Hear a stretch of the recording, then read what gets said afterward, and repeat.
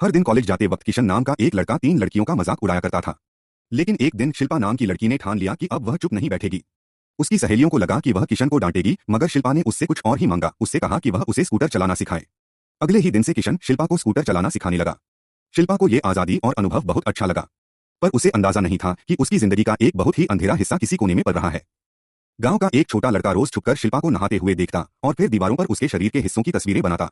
एक दिन जब गांव के लड़कों ने उन दीवारों पर बनी अश्लील तस्वीरें देखी तो पूरे गांव में हंगामा मच गया।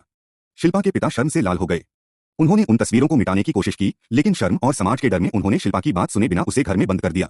शिल्पा बार बार सफाई देती रही, पर किसी ने उस पर भरोसा नहीं किया। एक दिन उसने मौका पाकर अपने पिता का स्कूटर चुराया और हमेशा के लिए उस गांव को छोड़ दिया। उस दिन के बाद किसी ने शिल्पा को कभी नहीं देखा। सालों बीत गए।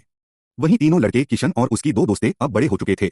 उन्होंने शिल्पा का वह स्कूटर ढूंढ निकाला और उसे अपनी मेहनत से एक कार में बदल दिया। जैसे वो स्कूटर अब एक नई शक्ल ले चुका था, वैसे ही शिल्पा की कहानी भी कहीं और किसी नए मोड़ पर होगी।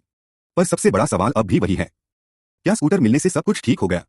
और अगर नहीं, तो आज भी शिल्पा क्यों नहीं लौटी?